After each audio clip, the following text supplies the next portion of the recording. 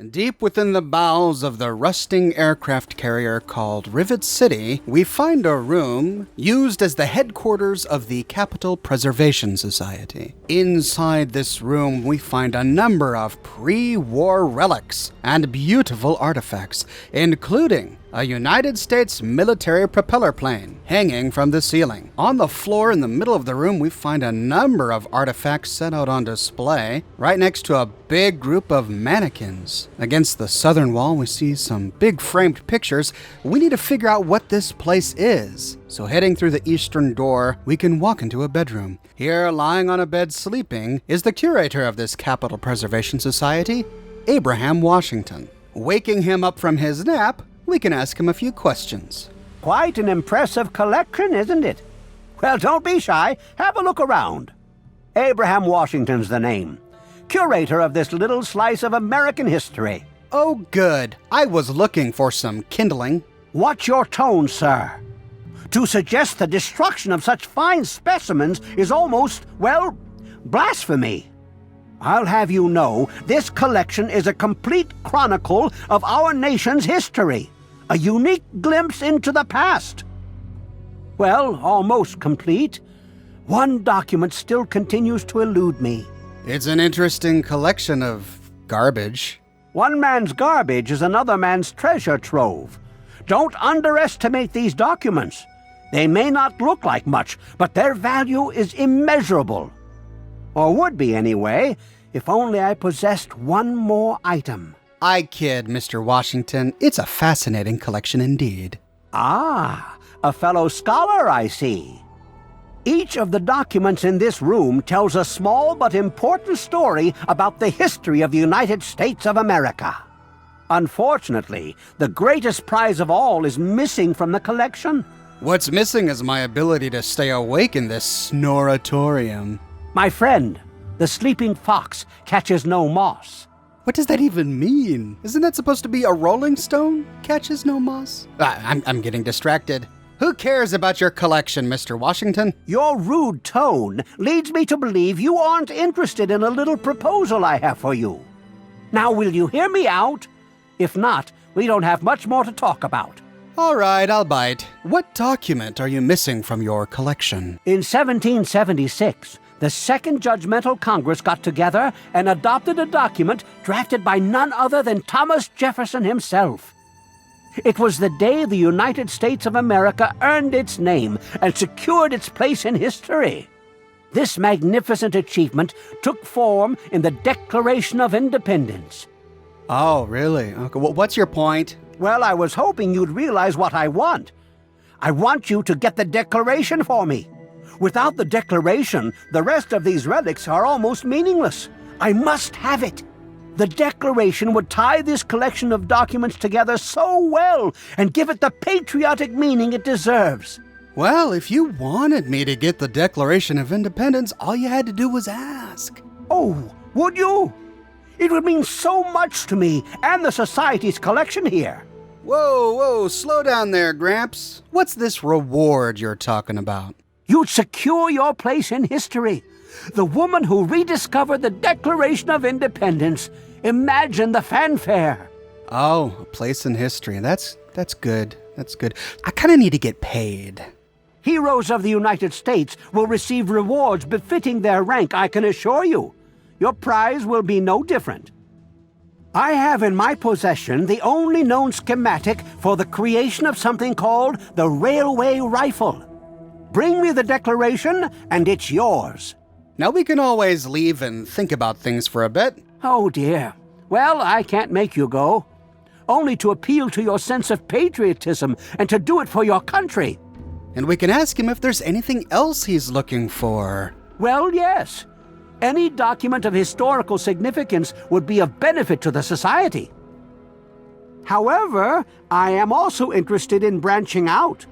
Perhaps some interesting artifacts related to our great country's history. Be sure and bring me anything you find along those lines. I'd be happy to compensate you once again.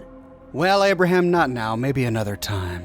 A famous man once said that patience and perseverance have a magical effect before which difficulties disappear and obstacles vanish.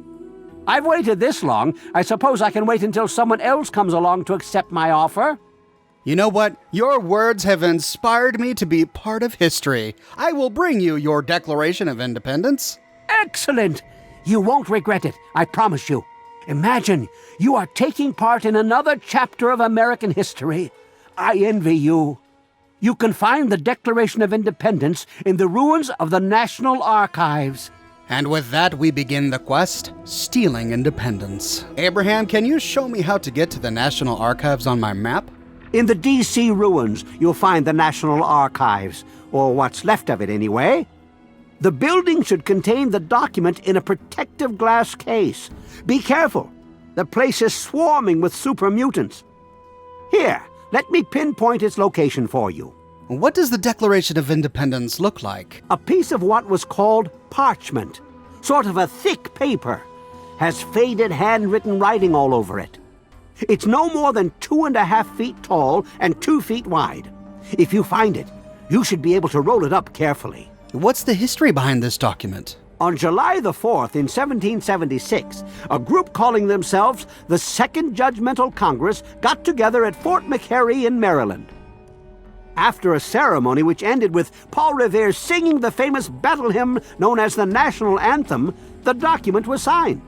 From there, it was sent to England by plane, presumably, and presented to King George himself. Thus began the Evolutionary War. The Evolutionary War, okay. Well, I don't think we can depend upon Mr. Washington here for an accurate representation of pre-war history. An amusing one, but not an accurate one. But he does seem to know a bit more than the average wastelander about this document. We can ask him, all of this info on the Declaration, where did you get it? I don't like secrets. Well, this is quite embarrassing, actually. I sent someone like yourself after the Declaration. She did some of the research for me, but now I haven't seen her in a few months. I wouldn't worry about it. Many have died for causes far less grand than what you're about to undertake. So he previously hired another treasure hunter to uncover this relic. I wonder what happened to her. Well, Mr. Washington is a tired old codger, and he heads right back to bed. We can take advantage of the opportunity while he's sleeping to take a peek at his locked terminal here. Inside, we find 3 items. The first includes notes on the Declaration expedition. Here we learn more about the previous treasure hunter he sent. He hired a woman named Sydney, but she's been missing for months. Washington here is a little steamed because he gave her an advance. He thinks she just ran off with it. That's the last time I trust someone, he says. I guess that's why we didn't get an advance. And then he ends with some typical pre-war misogyny. He says, "That's what I get for sending a woman to do a man's job." Well, my character here is a female, so I guess he wasn't afraid to try again. The next one is titled Lincoln Artifacts Expedition. I came to find out through the grapevine, he says, that there are a bunch of Lincoln's artifacts still in the Museum of History. He's considering branching out. Instead of collecting just documents, he is toying with the idea of collecting other artifacts. He ends by saying that he doesn't know if he's going to be able to do it because he needs to find somebody braver than himself. It would be tricky for him to get through the museum in one piece. The final one is on the Liberty Bell. He bumped into a traveler a little while ago who showed him a fragment of the Liberty Bell. Washington didn't believe it. He says, "Poppycock! The Liberty Bell is still intact and laying in the ruins of Philadelphia." He knows this because he funded an expedition to that dump in hopes of having the entire bell brought back to the museum. We don't know if he was successful. Presumably not. We don't find it in the museum. But he must have known that it was still in one piece. Otherwise, he wouldn't have sent the expedition. Heading out and going back to the museum, we can take a look at the wall. There are quite a few framed documents here, but a number of these frames are empty. I wonder if we'll be able to fill them. We find another terminal here on the museum floor. This is a public terminal, so we don't get in trouble for reading it. Here we find notes that presumably describe the documents that are on display against the wall.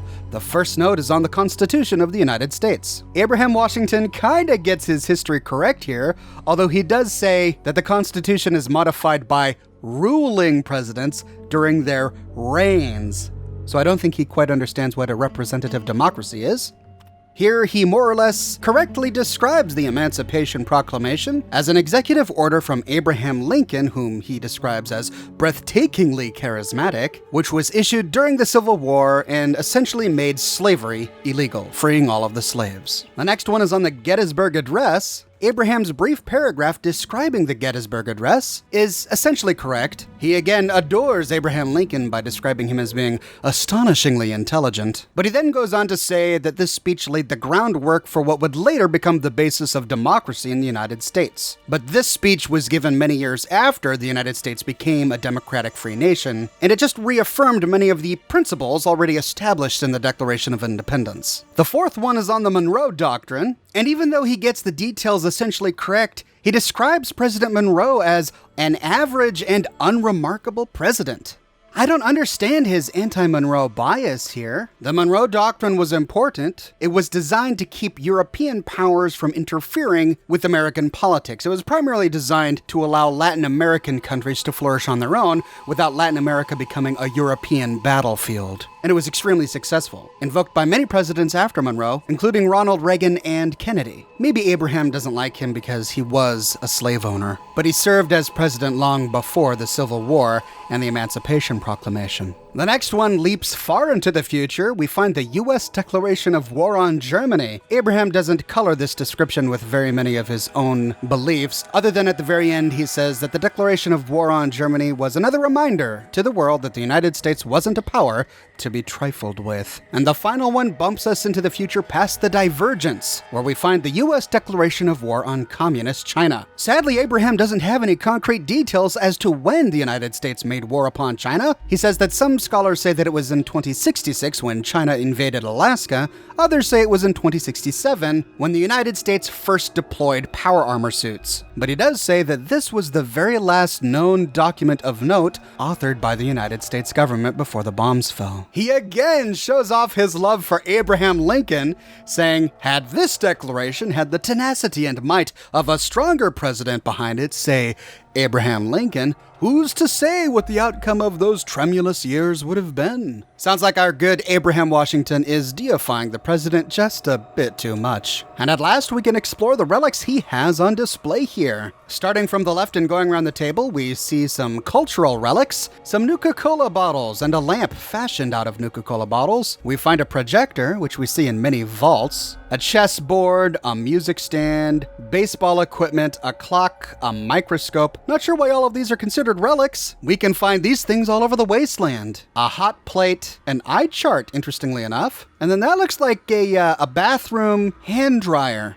But I don't think he knows what it is because he sets it up the wrong way around. The vent is on the other side. That's where you would have put your hands to dry them. He has 5 mannequins on display, some in better states than others. I'm not sure what they're supposed to represent. And then going down the other end, we find a ham radio, one of those hula girl bobbleheads. Those have a long history in Fallout, going all the way back to Junktown, a Radiation King radio, and then some books with a weapon and some ammunition. Against the northern wall, we find a ripped American flag. And my favorite bit are the pre-war propaganda and marketing posters against the wall. Support our troops, buy war bonds today. Courage today, victory tomorrow. Then some Vault-Tec posters, we'll be there. Sign up to your local vault shelter. There's a doghouse over here in pretty good condition, painted up all white. And then this turtle poster, we've explored this in other videos. Kids, learn to find shelter. A propaganda poster encouraging people to find a fallout shelter in case of nuclear war. There are even more on the catwalk above.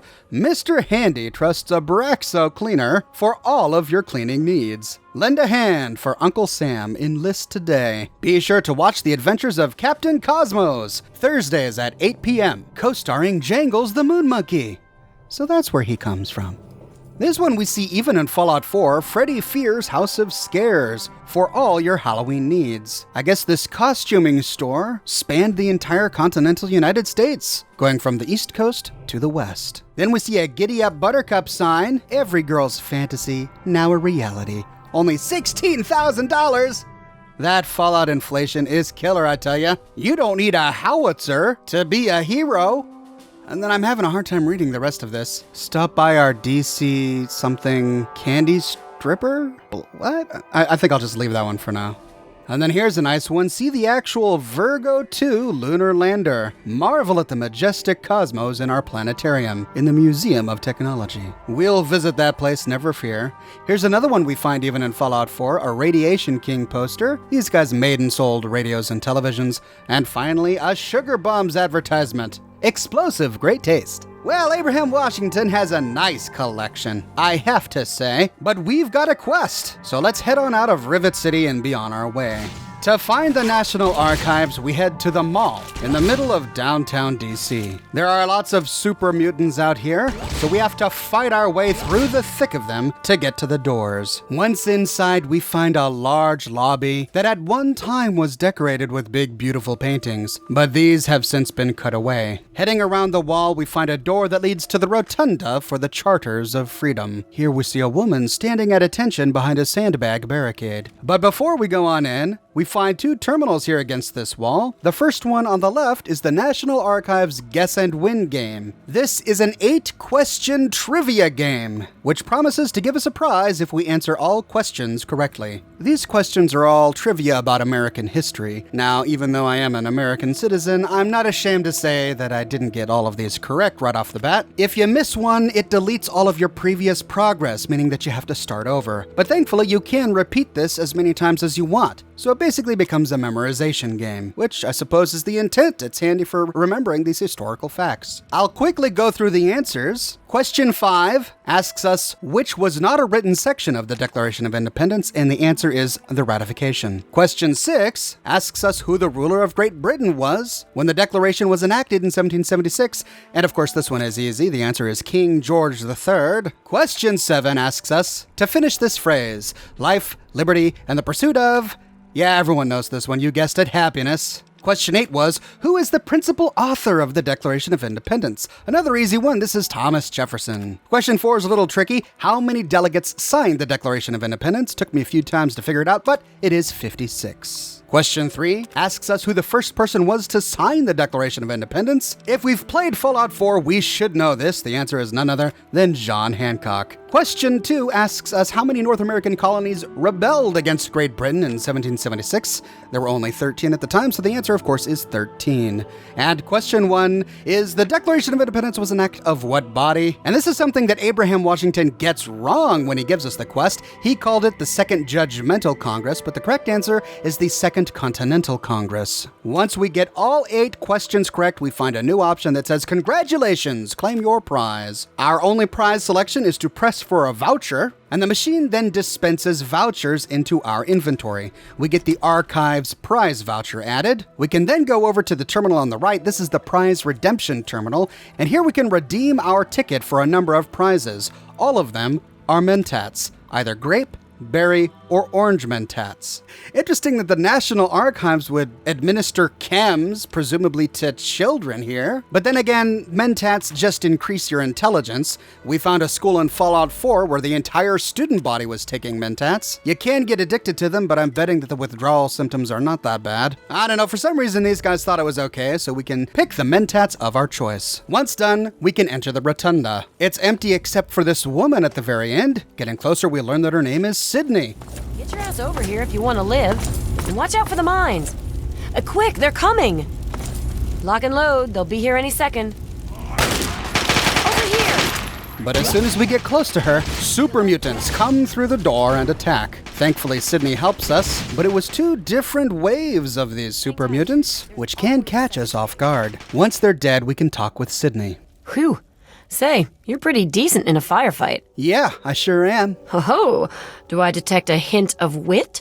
Rare to run into that in the capital wastes. Better than you, Deadeye. Yeah, right. I could shoot the dick off a fly at 100 yards without iron sights. Why don't you can the tough girl bullshit? We're both relic hunters, and I suspect we're both here for the same reason. Well, thanks. You're not so bad yourself. Well, with what I do for a living, you need to be. Sorry, I'm being a complete asshole. I'm Sydney. It's good to meet a fellow relic hunter. Look, I don't have time for this crap. In a rush to get back to Abraham Washington for your reward, eh? If you think you can just waltz into these ruins and grab the Declaration of Independence without my help, you're fucking nuts.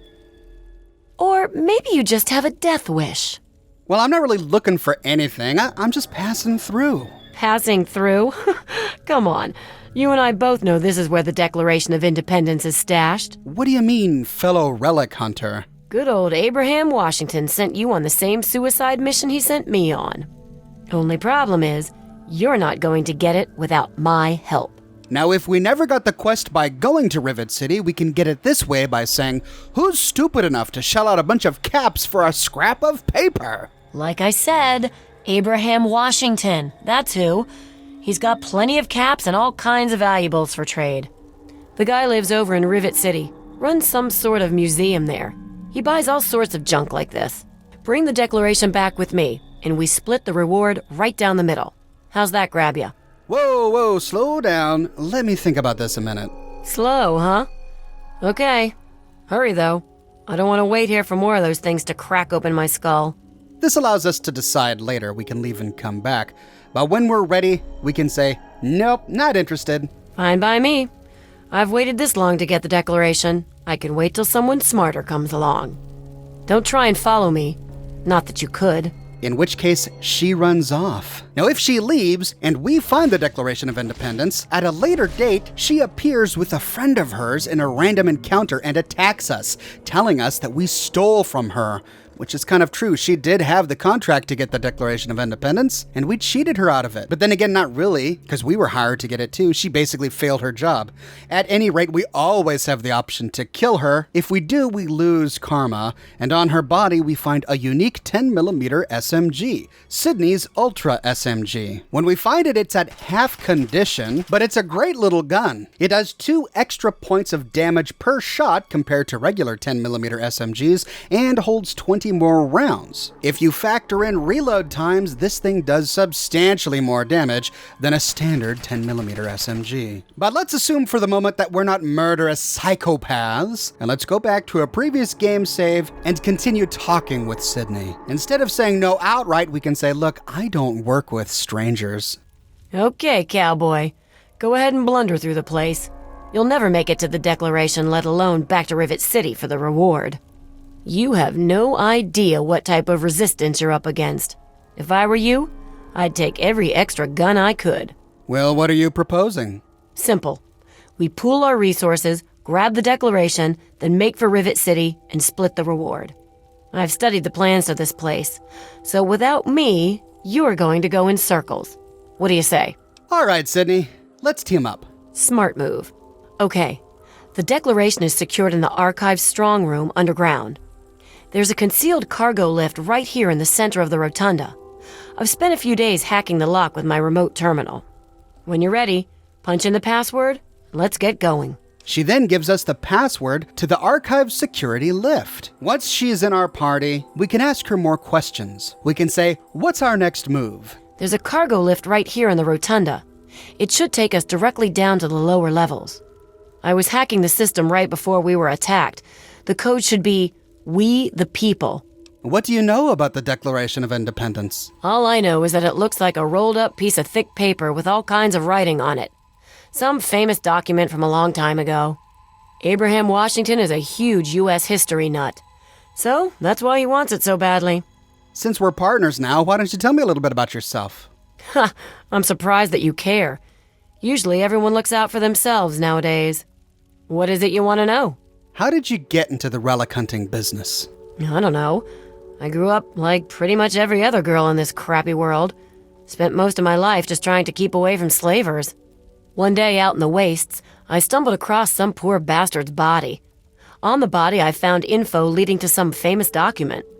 I had heard that Abraham Washington was looking for these scraps of paper. So I went after the thing. Turned out to be the Constitution. After he loaded me up with caps, I got pissed drunk, got laid, and was happy for the first time in a while. I haven't looked back since. Are you the one who recovered all of that stuff we saw in the Preservation Society's museum? Oh no. There's more than a lifetime supply of grade A crap in that place. Couldn't possibly do it alone. Like you, he hires anyone off the street. Honestly, I don't care what he does with that stuff. As long as the caps keep flowing, I'll be there to collect. Hey, nice gun. Never seen one like that before. Yeah, it is nice. I don't even sleep without it under my pillow. My father made gun ammunition for a living. Taught me everything about how firearms work. So I've spent my downtime tinkering with guns like my 10mm Ultra SMG here. It's like a hobby, I guess. What happened to your father? Sorry, there's some things I still want to keep to myself. Maybe when I get to trust you better. All right, then let's get going. Just watch yourself, because I'm not dragging your corpse back to Rivet City.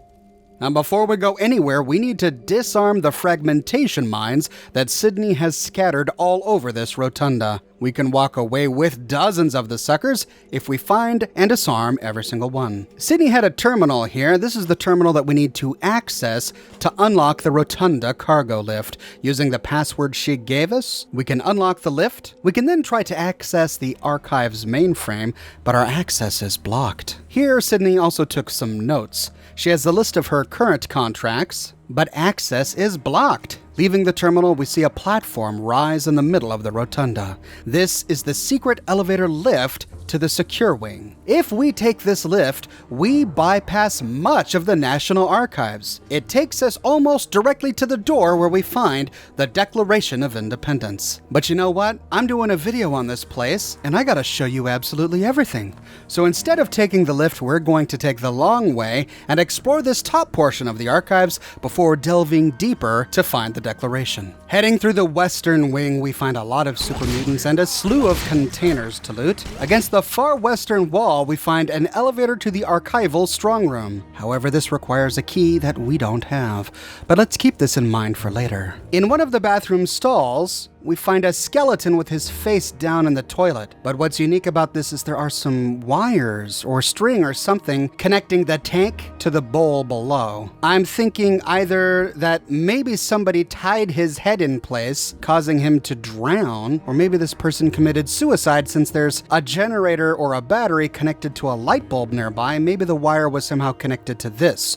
Maybe he electrocuted himself. There's a stairway leading down, but before we go down there, let's explore the eastern wing. Heading out and going through the eastern door, we find another stairway going down. Okay, I'm guessing that these must go in a big loop. At the top of this stairway, we find an office room. The wall is destroyed. We can peer right out the wall to the rotunda, where we found Sydney. We find an average locked terminal here. This belonged to Administrator Berkeley. After unlocking it, we find 3 notes and the ability to unlock the nearby wall safe. In the first note, we learned that Administrator Berkeley filed a formal complaint on the behalf of the United States Department of Records, complaining about how MedTech is able to peddle their mentats from the prize terminal. Berkeley says, "I do not appreciate this monument to U.S. history being used as a testing ground for medtech. This is supposed to be a place of solemn introspection, not a laboratory. In the future, when we choose sponsors for our exhibits, I'd appreciate being consulted beforehand." Sounds like I wasn't the only one who thought that that was a little strange. In the next one, we learn more about the Rotunda cargo lift, and it tells us what we already know if we talked with Sydney, that we can activate the lift using the terminal in the Rotunda. And the final one is interesting. It says, if anyone has information regarding the swapping of the voice software from our Thomas Jefferson Protectron Performer with a radio uplink and frequency software, please stop by my office. I can appreciate humor just as much as anyone. But certain individuals at this facility feel the need for constant mischief, and it has to stop. So we learned that they apparently have a Thomas Jefferson Protectron Performer, and instead of the Thomas Jefferson AI that they must have had installed, it got replaced by a local radio station. Imagine the kids' surprise when they come to talk with the Thomas Jefferson Performer, only to have it scream death metal at them. After unlocking the nearby war safe, we find some randomized loot and 6 Archives prize vouchers. Well, this is great. We can head on downstairs back to the prize redemption terminal and use the vouchers to get a whole bunch more mentats. Once we've got our mentats, we can head to either down the eastern or western wing to go downstairs. In a big northern reading room, we find one average locked safe with some randomized loot inside. And there are just so many containers here that I can hardly comment on them all. Ammo crates, boxes, desks. A great way to take advantage of the Scrounger perk. Against the northern wall, we find a door that leads back out to the mall. So this is a side entrance to the National Archives in case anyone wants to enter this way. And then we need to be careful of the fragmentation mines lit monitoring the place, and of course, the super mutants. In the northwestern corner of this room, we find missiles just lying about right next to a duck and cover. We can get 2 missiles this way, and the super mutants here have booby-trapped this room with a lot of traps. There's even one door against the southern wall with a Brahmin skull battering ram trap. So do be careful. This office floor goes in a big loop back up to the western wing. So once fully explored and looted, our only path forward is to go down an eastern hallway and turn north where we find a locked door. As we get closer, Sydney tells us that this is the long way around. This is the long way down to the east wing. I'd suggest we head back to the rotunda and take the cargo lift. Activating the terminal, we can hack it to unlock the nearby door. Heading through this door, we go downstairs to the archive's sub-basement. Here we find a lot of super mutants, and if we don't sneak through, we can lose our companion, Sydney. She just rushes right through and starts attacking these super mutants, and she died really quickly. So I reloaded a previous save and told her to wait up top to clear the place myself. After using my Gauss rifle at distance to clear the place of super mutants, we can get Sydney back and then go explore. In this room, we find a copy of some sheet music. This is useful for the Agatha's Song quest. And then heading into the room where we killed all those super mutants, we can head down a stairway into a lower level, which looks a lot like... You know what I'm getting? I'm getting a lot of Star Wars Star Destroyer trash compactor vibes from this room. Passing through, we see the remains of what must have been another treasure hunter that Abraham Washington hired. We find his skeleton lying on the ground right next to a laser rifle. Heading up some stairs here, we find a big fence with a gate. It's got a very hard lock, but if our lockpick is good enough, inside we find a shelving unit with some metal armor, a stealth boy, another copy of Duck and Cover, a metal helmet, and a mini nuke. Heading out the fence and going down this hallway, we find a door that leads to the archival secure wing east. And here we are, where that lift would have taken us if we decided to skip all of this. But it's a good thing we didn't skip it, because we got a couple copies of Duck and Cover and a whole bunch of loot. As we get close to the door against the northern wall, we hear a voice coming from the loudspeakers. Men, today I address you with a message of utmost urgency.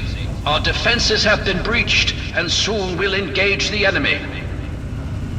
Remember, the will of the people is the only legitimate foundation of any government, and to protect its free expression should be our first object. As your leader, Button Gwinnett, distinguished representative of Georgia, I promise you I have not yet begun to fight. Once the strange robotic voice has finished his speech, we can open the door, and then Sydney gives us some directions. They kept the declaration in the archive strong room that's at the end of the east wing here. We'll have to make our way to it. Heading down the stairs again, the robotic voice calls out from the ceiling. Men, we can't let the enemy's progress dissuade us from our task. We must defend our freedom and our right to be independent. Strike now and strike hard. You may delay, but time will not.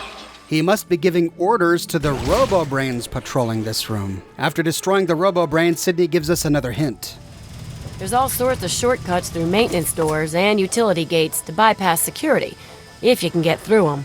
So, sounds like we're walking into a maze. We can unlock the northern door by passing a science check, but I don't want to miss anything along the way, so we're going to take the long route. Going down the western hallway, we can unlock a door to the north, which leads us down a steam-filled hallway, where we can open a door which brings us to where we would have gone had we gone through that door that we opened with science. So this is just another way to bypass this longer hallway with the lockpick skill instead of science. But going back to continue exploring, we see a room to the left with the corpse of another treasure hunter. We find another laser rifle and a whole bunch of ammunition. Going down and taking the next left door, we find another skeleton of a treasure hunter, this time with a laser pistol. I guess Bethesda really wants us to use energy weapons against these robots. Heading out and going back down the hallway, we get attacked by a Mr. Gutsy with a flamethrower.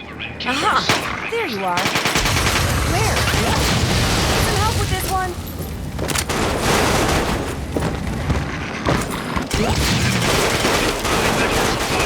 Chest. Tricky.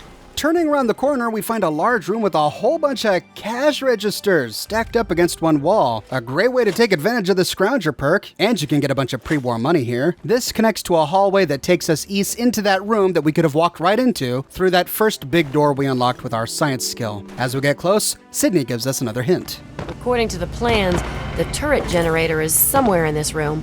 Disable it, and it should make our lives easier. Turret generator. Okay, well, I'll keep my eyes open. We find the turret generator lying against the eastern wall, but it requires a repair skill of 60 or greater to disable it. Sadly, I don't have that, so instead, we'll go down the nearby staircase all the way to the bottom to find what looks like an engine room, opening a northern door, and creeping forward, we hear that robotic voice coming from a loudspeaker. We cannot allow the enemy to penetrate our defenses any deeper. Old Glory must not be stained with the blood of tyranny. The enemy will be here soon. You must defend your leader. Remember, our cause is noble. It is the cause of mankind. Somebody thinks we're getting ready to attack. After unlocking a door against the northern wall, we find ourselves in another small room with another door against the northern wall. Unlocking this brings us into some sort of storage room. We can destroy the turrets that are guarding this room and then loot the place. We find a bunch of ammo containers and first aid kits, a copy of Lying Congressional Style, and inside the safe, we find the Bill of Rights. It's the Bill of Rights. Holy cow, we've got the Bill of Rights. Well, Abraham Washington said he was willing to buy additional documents. We can either save this for our own personal collection or sell it to the man. Heading out of this room and going north, we find a sentry bot. Alert. That's it. Incoming! That takes care of that. And a Mr. Gutsy. Where? Yeah! And another sentry bot. Over here! We'll get it! Bring it! Oh man, these robots. After they're done, we can unlock a small door against the eastern wall, which leads us down a steam-filled hallway to a larger room that goes north. From here, we can turn east, open up a sliding door where we find an average locked door, very similar to the one that was guarding the Bill of Rights. We can peer through the gaps in the wall to get rid of the turrets here. After unlocking the door, we find another cache of valuables. After looting all the ammo containers, we can open up the safe to find the Magna Carta. What's this doing in the National Archives of the United States of America? Today, the Magna Carta is being held at the British Library. How did we get it? I know that we have copies of the Magna Carta in the National Archives, but this doesn't say it's a copy. It says it's the actual Magna Carta, so sorry, England. Not sure how we took this from you in Fallout lore. But back on our way, we can weave our way through these corridors, killing even more robots until we reach a final door. Here, Sydney gives us more advice. Up ahead should be the door to the archive strong room. That's where they keep the Declaration. Approaching the door, the voice calls out to us again from the speakers. The enemy is at the gates. Now is the time for the greatest of rallying cries. Wish not so much to live long as to live well. Noble words, sir. Let us see if we can find a face to this voice. Upon opening the door, a Protectron wearing a powdered wig approaches us. You've breached our defenses, evaded our best soldiers, and you've raided my home. But I have not yet begun to fight. I cannot allow you to steal our freedom. The Declaration must remain here. It is our symbol of hope, the one thing that cries out, we are a free nation. This is Button Gwinnett. That's right, the very same Button Gwinnett who is the namesake of Gwinnett beer, which has a prominent presence in Fallout 4. We can say, "Get out of my way, you lunatic." I will not stand down, ma'am. To quote the words of the great Thomas Jefferson, if our house be on fire, without inquiring whether it was fired from within or without, we must try to extinguish it. But that's not very neighborly. Instead, we can say, just who are you exactly? Why, I am Button Gwinnett, second signer of the Declaration of Independence and distinguished representative from Georgia. What are you talking about? You're a robot. I am not a robot. Or we can pass an intelligence check to say, you must be Button Gwinnett, second signer of the Declaration. Then my reputation precedes me. Good. That should make you well aware that I am not to be trifled with, and that my loyalty to the states is legendary. I know your fighting prowess far exceeds my own, but I will still duel you to the death if I must. What will it be then? Rapiers? Pistols at dawn? Out with it! Well, looks like this guy wants a good old-fashioned duel. which is something the real Button Gwinnett was fond to do. The real Button Gwinnett challenged one of his rivals, Lachlan McIntosh, to a duel. They exchanged pistol shots, they hit each other, but only Button Gwinnett died from his wounds. We can insult him further by saying, "You're not even human, you stupid bucket of bolts." To suggest such a thing isn't just a falsehood. It's blasphemy. Why would you do all that over a stupid scrap of paper? This is no mere scrap of paper, madam. The doctrine I defend was laid down by my fellow members of the Second Continental Congress. It absolves us of the tyranny of King George III of Great Britain. It is perhaps the greatest symbol of this free nation. And this is where we give him the duel that he so longs for. We can say, this is what's gonna happen. You die, I get the Declaration. Understand? I've been patient and I've spoken to you like a gentleman. But if all you understand is violence, then let justice be done and let the Almighty decide the rightful winner. Defend yourself. He and the nearby turrets open fire.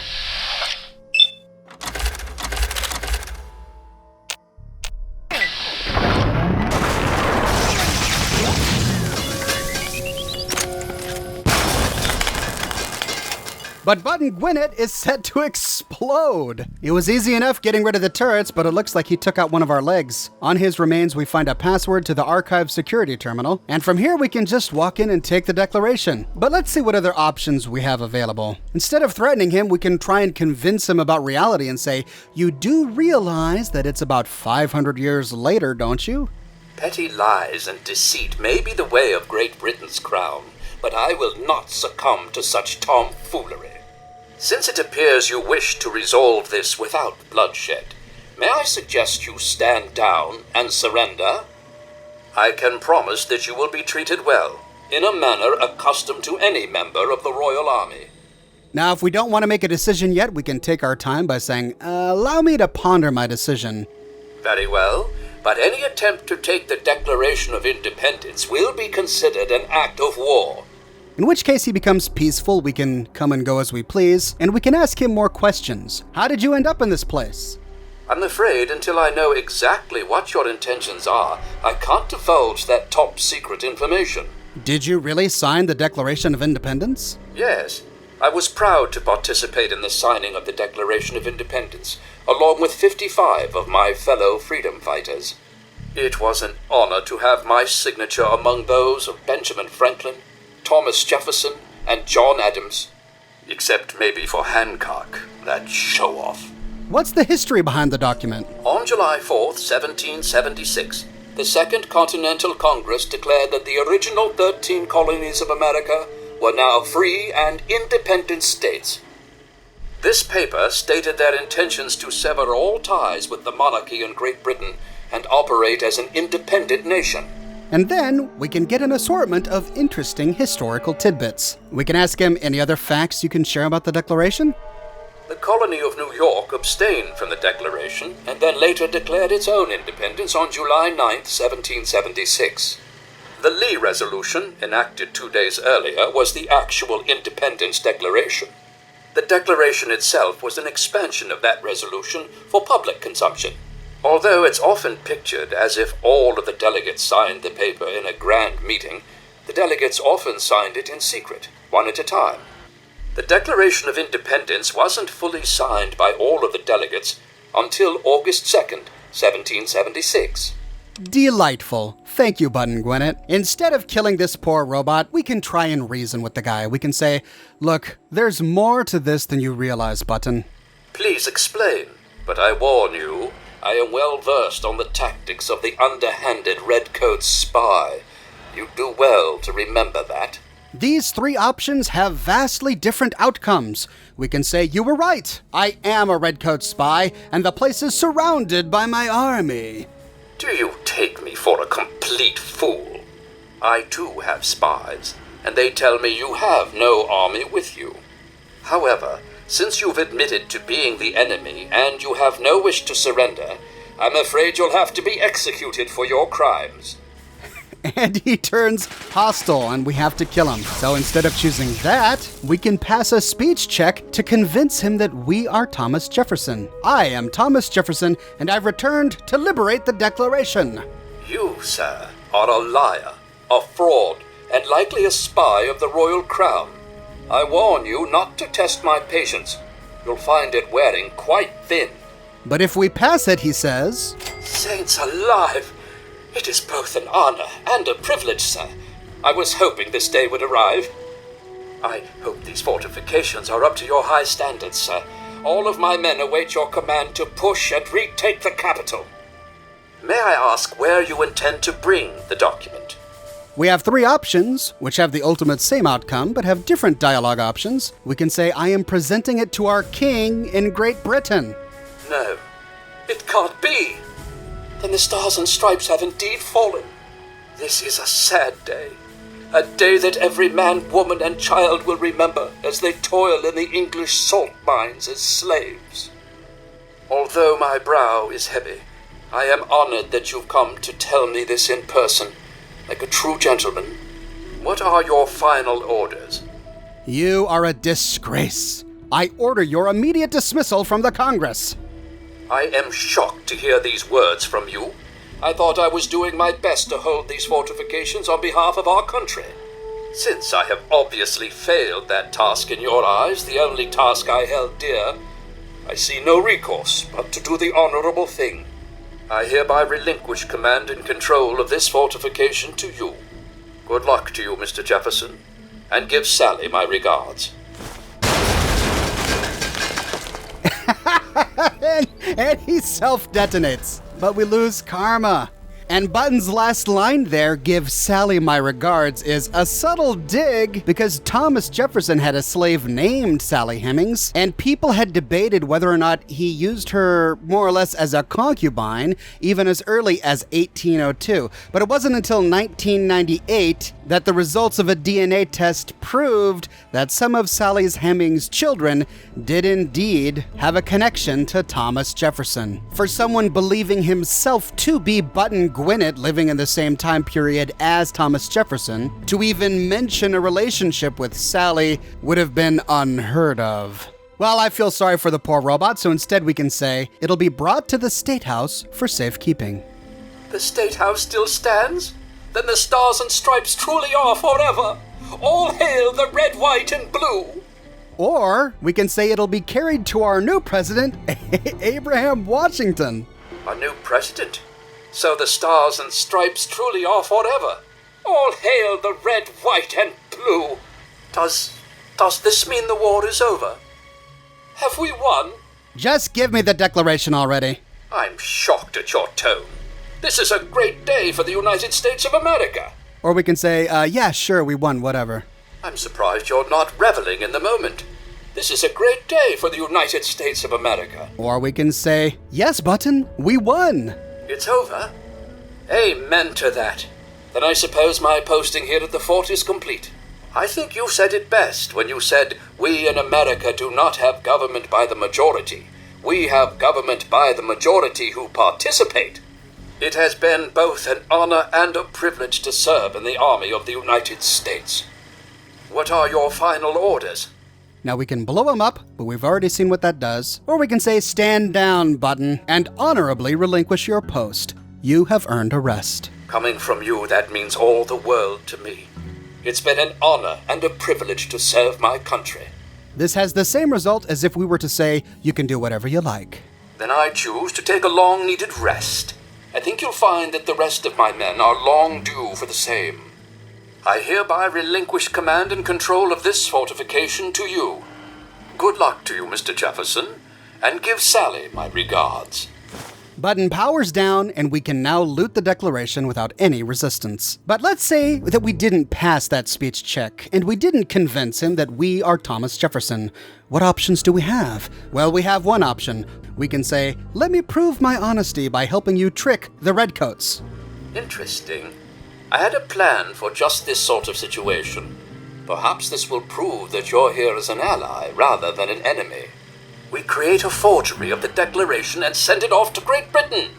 It might be just the delay we need to get the document out of here safely. I'd love to be at court when King George finds out he wasted all his resources gaining a forgery. We have to be cautious, though. The British scholars would recognize a poor duplicate almost immediately. I've got it. We'll kill all of the English scholars. Forgive my impertinence, but that's foolish. Oh, okay. Well, anything we can do to pull the wool over their eyes is a blow for freedom. Here. So, how can we create a convincing forgery? If you were to bring me some iron gall ink, I could produce a mirror-perfect duplication. The best place to find some would be in the Arlington Library, which is why I have been unable to do this myself. After all, I can't abandon these fortifications. Oh, great. You mean we have to go somewhere else? This is getting ridiculous. Just give me the declaration now. I think you'll find that to be very difficult when you'll soon be hanging from the gallows outside the State House in Philadelphia. And he turns hostile.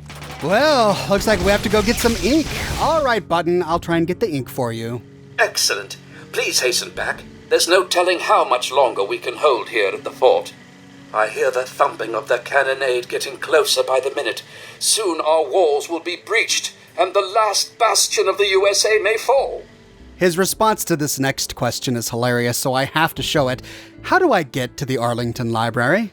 The journey will be rife with peril, I'm afraid.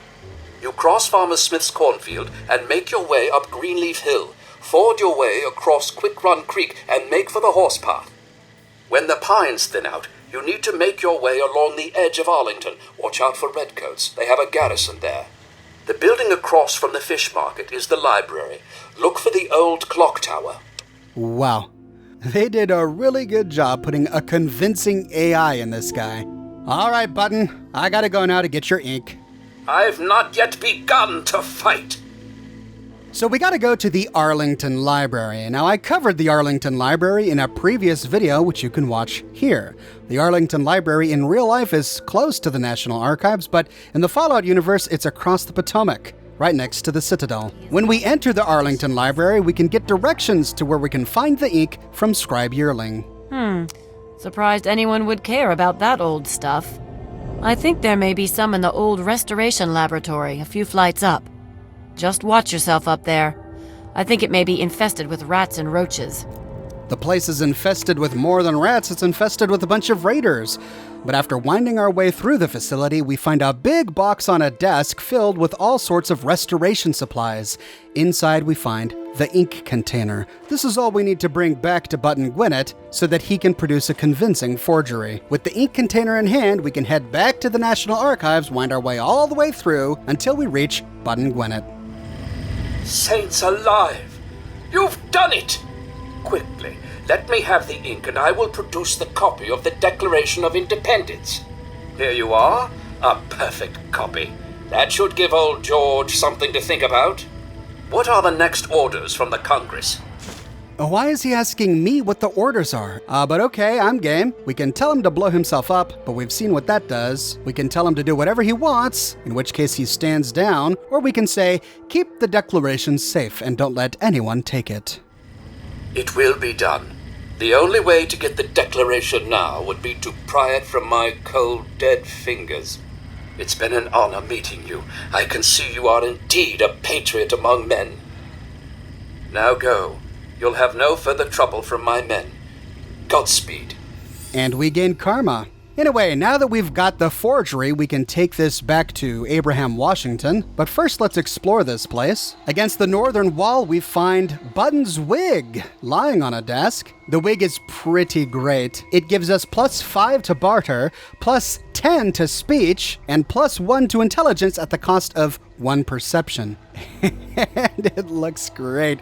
Look at this. It's a big old powdered wig. I'll be keeping this in my inventory to pass those difficult speech checks. Now that we have the password, we can access his terminal on his desk. From here, we can unlock all strong room doors, unlock the east wing doors, and unlock all mag sealed doors. With the entire facility unlocked, we can loot it of its treasures. Against the northern wall, we find 3 safes through a door. In one, we have randomized loot. But there is a copy of Tales of a Junktown Jerky vendor on a table. And in the middle one, we find the Declaration of Independence. Even though we just told Button Gwinnett to keep this one safe, we can loot it without repercussions. But since we already have the forgery in our inventory, this will give us 2 copies, and we can only turn in 1 for the quest. And we can't drop this, so we can't use it as a house decoration, which means that if we loot both of them, we have to keep one in our inventory forever. And it does weigh 1 pound. I don't want that, so I'm going to go ahead and leave it in the safe. The second safe just has a stealth boy and some randomized loot. Facing west, we can open a door and we enter some sort of big robot storage facility. Each of these pods has a nearby terminal, but the pods are empty.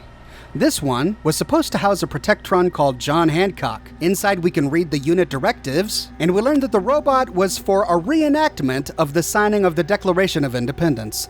This was a show that they put on for tourists. This explains why we have a robot here with Button Gwinnett's artificial intelligence installed. Now, since the unit is missing from his charging dock, we can't activate the unit, we can't recall the unit, and we can't shut down the unit. They had a Protectron here for a wide range of historic figures. Here's the terminal for Button Gwinnett, but since he's not in the dock, we can't do anything with it. We find one for Benjamin Franklin, John Adams, Edward Rutledge, John Wilson, Thomas Jefferson. Well, this one still has the Protectron inside. However, when we access the nearby terminal, we can't interact with it. And the last one is a backup Protectron. This one, like Thomas Jefferson, still has the Protectron in the charging dock. From here, we find a new option, programming subroutines, and we can download the personalities of each of these historic figures to the Protectron, but we can only do it if the designated Protectron is still in its charging dock. But the only one still there, as we have seen, is Thomas Jefferson. So we can choose Thomas Jefferson.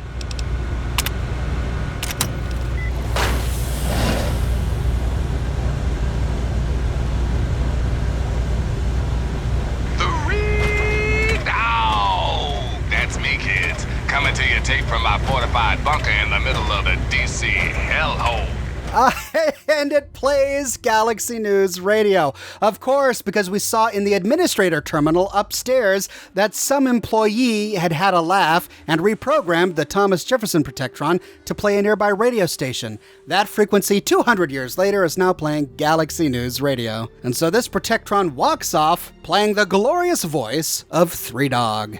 At the very end of this hallway, we find a maintenance terminal. Here we learn that the Button Gwinnett Protectron is suffering from a memory leak. It says that the memory leak is causing the unit to get its directives confused. It's mixing up its reenactment subroutines and its tour guide subroutines, which he says is causing conflicting actions and scaring the visitors. They recommend that we shut down the unit, but we learned that they never did. And this explains why this Protectron, which was designed to just be a tour guide, has the ability to turn hostile. We also get an explanation why the turrets are hostile. The turrets, for some reason, are constantly resetting. This maintenance guy thinks that it's due to the tracking array being misaligned, and he recommends replacement. But they must not have replaced them, because when we arrived, all of the turrets have reset to be hostile. This last one is about a Mr. Handy unit called Nightingale. We don't find this unit in the facility, but Nightingale was one of the units that this maintenance guy had to repair. And the final entry talks about the Thomas Jefferson unit, which explains why we find the unit in the charging pod. It was taken offline since somebody tinkered with it to access a radio uplink. Information we already got from that terminal in the administrator's office. When done, we can turn west where we find a big elevator. Taking it brings us back to the western wing. This is that big elevator door that we saw earlier that we couldn't interact with. And with that, we completely explore the National Archives. With the Declaration in hand, we can go back to Abraham Washington at Rivet City to claim our reward. I can't wait to add the Declaration to the Society's collection. But first, we can show him the other documents we got, including the Bill of Rights. Oh my! I never expected anyone to find this! I didn't even know it was still intact! Well, certainly a reward is in order for your efforts. How about 100 caps? And the Magna Carta. Although there were several copies made of the document, I certainly never expected to come across one intact. What do you say to 75 caps for it? Finally, we can tell him that Sidney and I, together, retrieved the Declaration of Independence. Oh my lord, I'm utterly shocked. You two have earned your places in the annals of American history. Yes, indeed. You will be remembered for this great day. I will award Sydney's promised bounty to her personally. No need to worry yourself about that. Enjoy your reward, my friend. You've earned it. With that, we complete stealing independence, and we get our reward, including the railway rifle schematics. Now, after we complete the quest without a word, Sydney walks away. We can intercept her before she leaves to say goodbye. Hey, Sydney, are you interested in partnering up again? You know, I think I've had my fill of wasteland roaming and picking through ruined buildings for a while. I'm just gonna kick back and spend my caps. But thanks for asking. Well, what are you gonna do next? Well, now that we brought back the Declaration, I think I'll take my cut of the earnings and head out to get drunk. Look me up in the underworld if you ever need me. I usually hang there since ghouls don't hit on me all the time. Hey, now that we have history, can you tell me whatever happened to your father? I thought he was the best. My mom was long gone, so all we had was each other. He used to call me his little moonbeam. How sappy is that? But when I was 14, he vanished and left me all alone. Never even said goodbye. I cried for a week. Do I have to tell you what it's like for a young woman alone in the wasteland at that age? I don't know where he went, and I don't care.